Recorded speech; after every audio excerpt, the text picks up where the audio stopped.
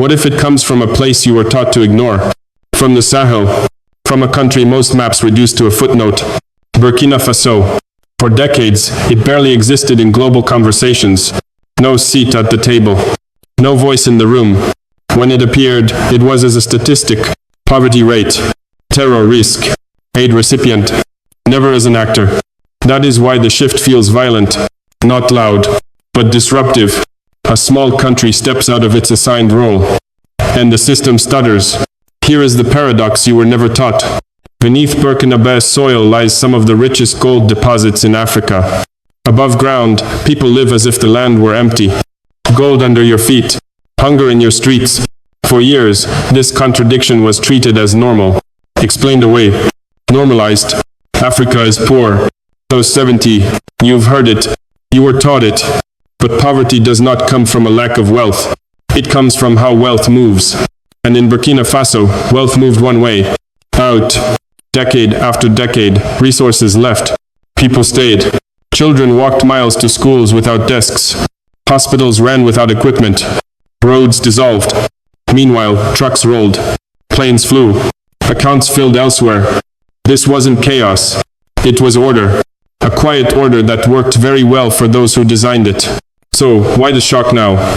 Because Burkina Faso stopped playing its part. Because it refused the script. When a country long treated as invisible suddenly says no, it breaks expectations. And systems hate broken expectations.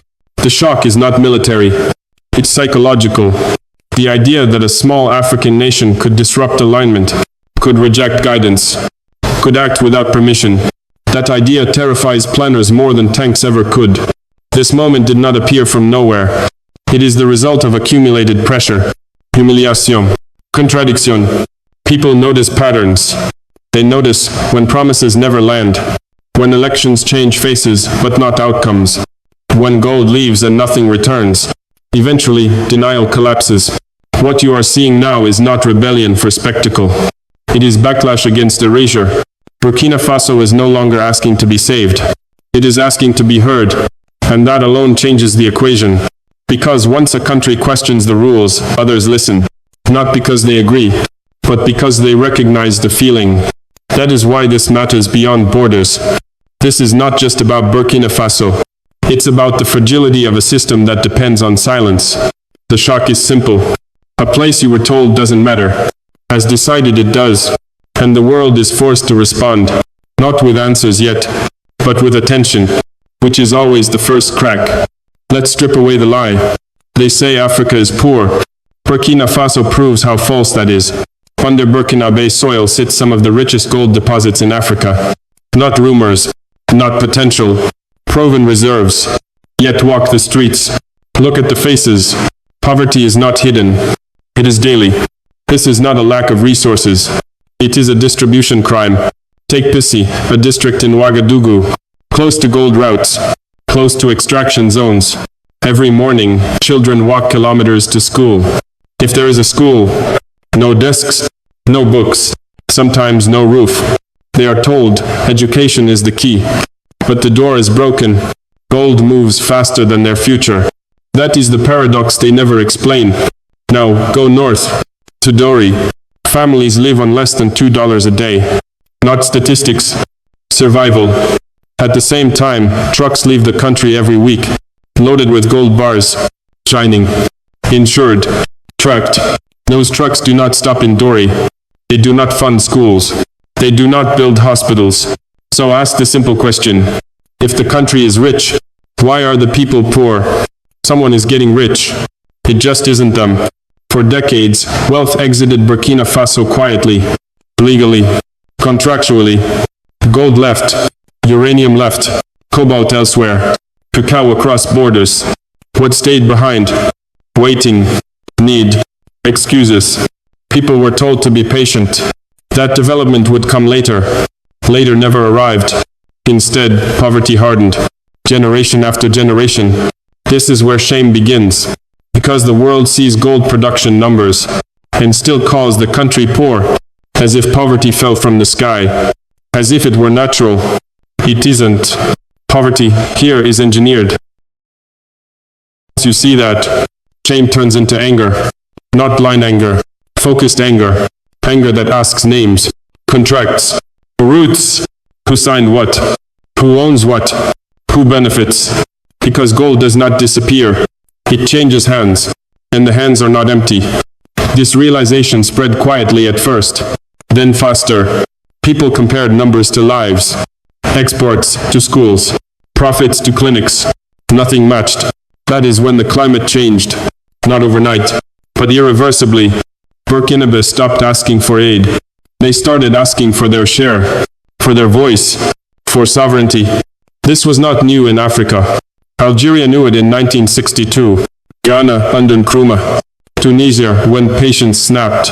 Each time, the spark was the same. Collective indignation, fueled by dispossession.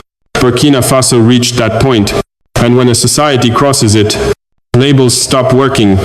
You can't call a gold country poor forever, without consequences, because once people see the truth, they stop accepting the insult. Gold under your feet, hunger in your streets. That contradiction does not last forever. It either gets buried, or it explodes into history. And Burkina Faso chose not to bury it. If you want the truth, go backwards. Burkina Faso didn't fail. Well, it was built to leak. Before the name Burkina Faso, there was Haute Volta, a colony shaped like a pipeline. Not for people, for output. Young men were pushed into mines. Not trained, used. Work hard, get paid little, get told it's normal. That was the system. And it wasn't just the shovel, it was the silence. No cameras, no headlines, no sympathy, just shipments. Here's the part that matters.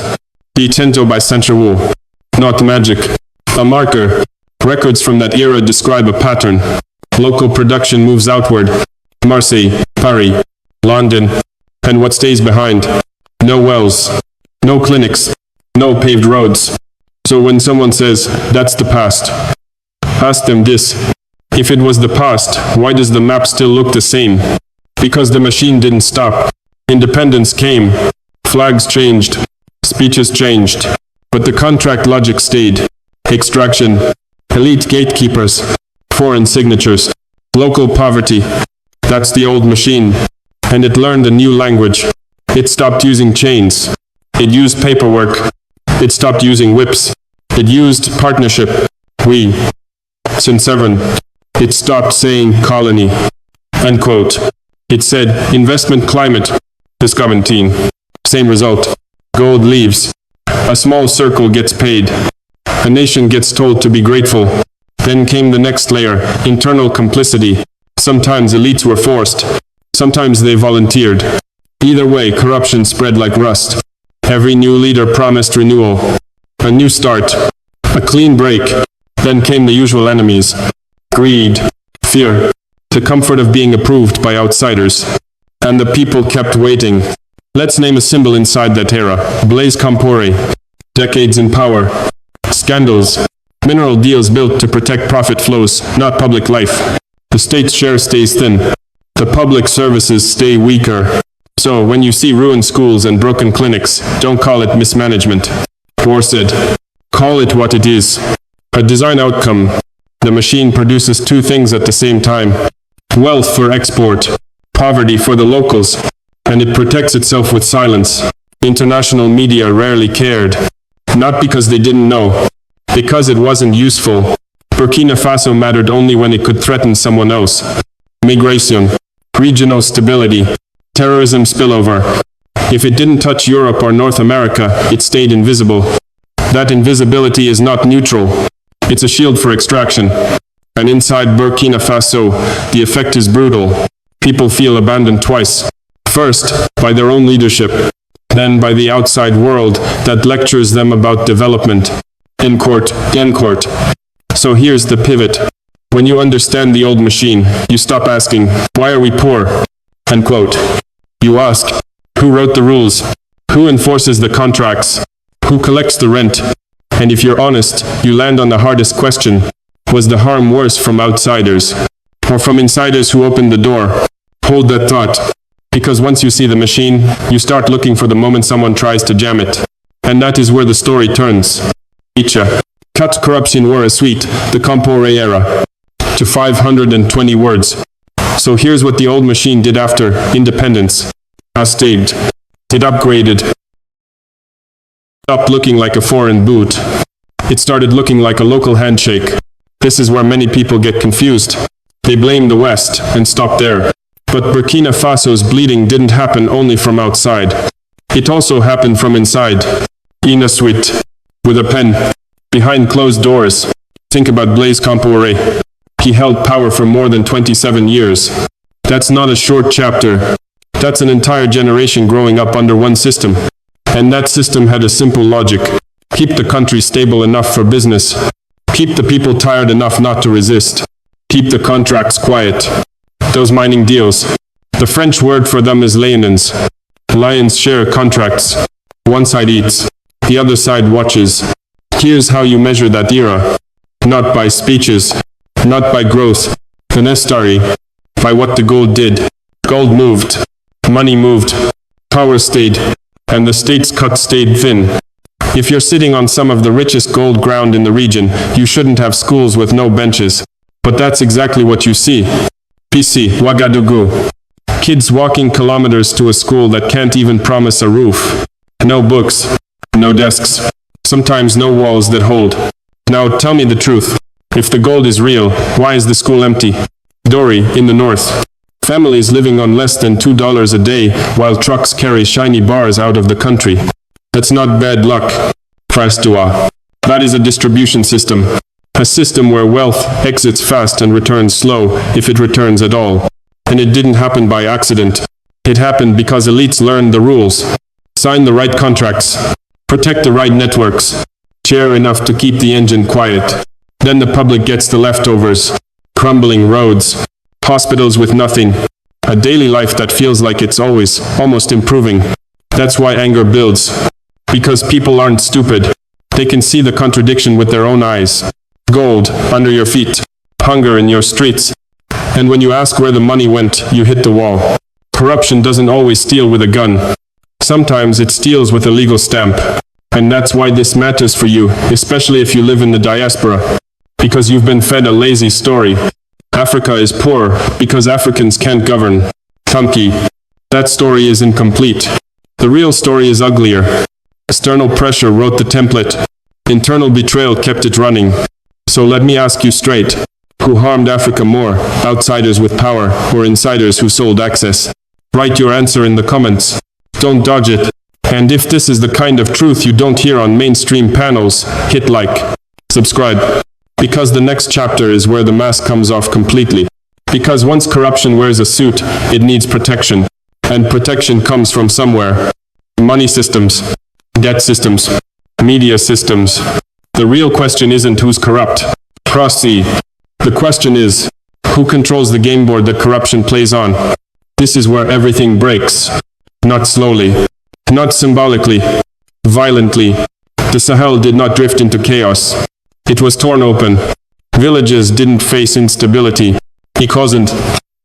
When here, they were attacked. Homes weren't disrupted. Eve Justin. They were erased. This is what security collapse looks like when you stop using soft language. Armed groups arrive before dawn. Motorbikes. Guns. Names nobody remembers, but tactics everyone recognizes. They don't negotiate. They don't warn. They kill fast. They leave fear behind. In 2021, entire communities were hit in a single night. More than a dozen civilians dead in one village alone. Women ran into the bush with children on their backs. Old men stayed because they couldn't run. By morning, the village was still standing. But life there was finished. Because fear doesn't leave when the attackers do. Fear stays. Fear closes schools. Fear empties markets. Fear turns farming into a gamble. When fear takes over, the future shrinks. Parents stop planning years ahead. They plan the next day. That's the real damage. Not just the body count. The horizon disappears. Now look at the numbers. More than 2 million people displaced inside their own country. Not migrants. Not refugees abroad. Displaced at home. Living in camps made of plastic sheets and dust. No land. No jobs. No certainty. Are not temporary situations. When displacement lasts years, it rewires a society. Kids grow up without schools. Teenagers grow up without work. Young men grow up with anger and no structure. That's how cycles lock in. And here's the part you don't hear enough. Security collapse doesn't happen in a vacuum. It feeds on neglect. For years, large areas of the Sahel were treated as expendable. Too far. Too poor. Too complicated. When people asked for protection, they got statements. When they asked for presence, they got promises. So, armed groups filled the gap. Not because they were strong. Because nobody else showed up. Now zoom out. Watch how the world reacts. Does the global system panic when villages burn? No. Does it rush in when civilians are displaced? No. It reacts only when fear travels. When instability threatens borders. When migration routes shift. When attacks might spill into places that matter. That's the pattern. Local death is background noise. Global risk is breaking news. So be honest with yourself. If this violence stayed contained forever, would anyone rush to stop it? Probably not. That's why resentment grows. Because people notice who is protected and who is not. They notice which lives trigger action and which lives trigger silence. Fear doesn't just come from guns. It comes from abandonment, from realizing that your survival ranks low on the global priority list. And once fear replaces trust, everything else follows. Teachers leave. Doctors leave. Civil servants disappear. The state pulls back. Armed groups step forward. Then outsiders say, there is no governance. Sudainer Duvter. They forget to ask why. Security collapse isn't random. It is cumulative. Years of weak presence. Years of ignored warnings. Years of pretending stability existed because it looked quiet on paper. And now, the bill arrives. For families who did nothing wrong. For children who didn't choose this war. For communities caught between armed groups and empty promises. This is the moment where societies harden. Not into rage yet. Into resolve. Because when fear takes everything, people stop asking politely. They start asking hard questions. Why are we always the battlefield? Why does protection arrive late or never? Why does our suffering matter only when it leaks outward? These questions don't disappear. They pile up. And when leadership changes later, when bold decisions are made, this is the soil they grow in. Not ideology. Fear. Fear that steals futures. Fear that empties villages.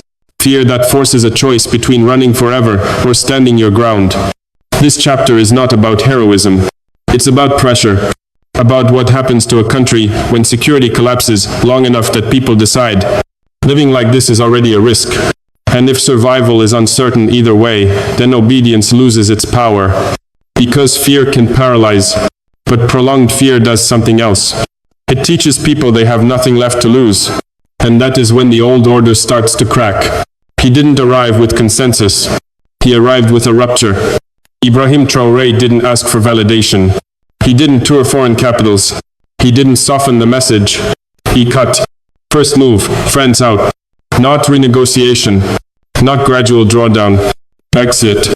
For decades, French forces symbolized security cooperation. Hide one front, one for seven. In reality, they symbolized a dependency loop that never closed.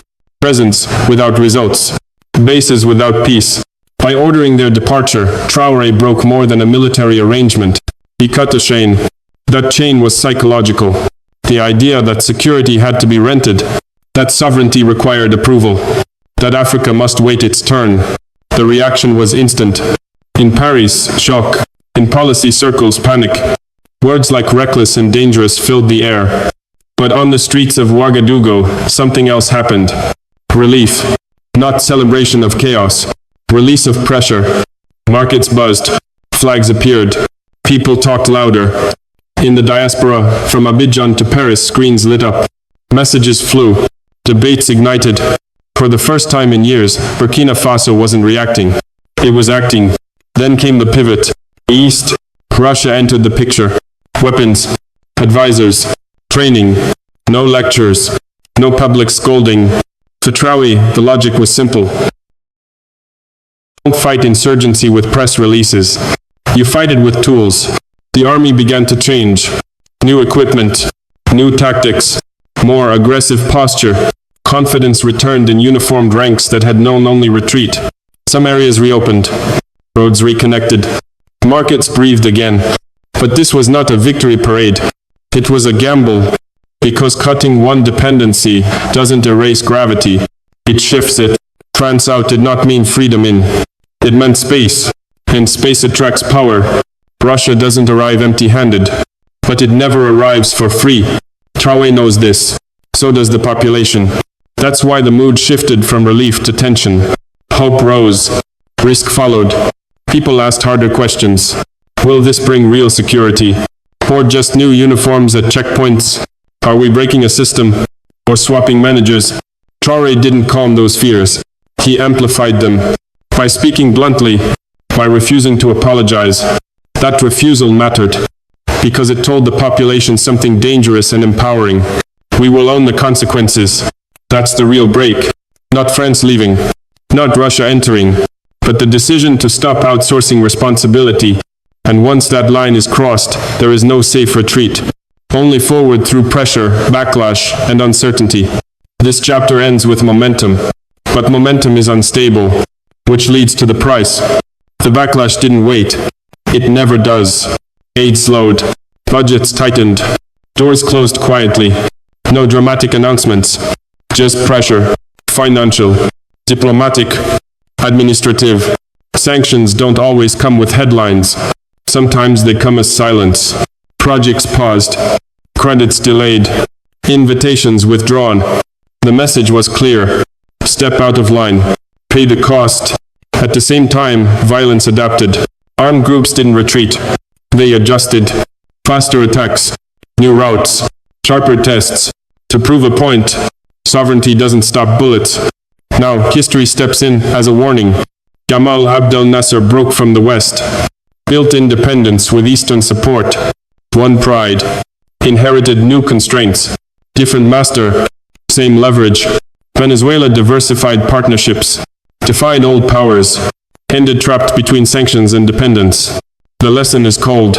Changing partners is not the same as changing the system. Dependence mutates. It rarely disappears. Russia fills gaps fast, but every gap filled comes with strings. Arms require maintenance. Training requires alignment. Alignment limits options. Burkina Faso now walks a narrow line. Too close to old powers, and the break means nothing. Too close to new ones, and freedom shrinks again. The population feels this tension. Hope hasn't died, but it's sharper now. Less romantic, more alert. People are watching results. Security, jobs, food. Because ideology doesn't feed families. This is the danger zone, where bold moves meet hard math, and where revolutions often stall. This is the moment that decides everything. Not speeches, not flags, a structure. If Burkina Faso wants this break to last, 4 lessons matter. First, diversify, don't swap. One partner is leverage. Many partners are room to breathe. Second, build institutions, not moods. Armies win battles. Institutions win decades. Without rules, oversight, and continuity, courage burns out. Third, bring people in. Not as slogans, as participants. Citizens who work, produce, organize. No population buys into sacrifice forever without ownership. Fourth, anchor in the real economy. Food, processing, local value. Gold doesn't feed villages. Agriculture does. And culture matters too. Stories, music, identity. A country that controls its narrative resists erasure. This is not about heroes. Africa has had enough of those. It's about systems that survive leaders. So here's the question that doesn't go away. Is Burkina Faso building a model? Or lighting a flare that will fade? Is this the start of durable sovereignty? Or a brief opening before pressure wins? No one knows yet. What's clear is this. Doing nothing was already a failure. The old order delivered fear, poverty, and silence. This path is dangerous, but it is chosen. And history doesn't reward safety. It records decisions. The Sahel is watching. The continent is watching. The world is watching. Not to cheer. See whether this break becomes a blueprint or a warning. That answer hasn't been written yet.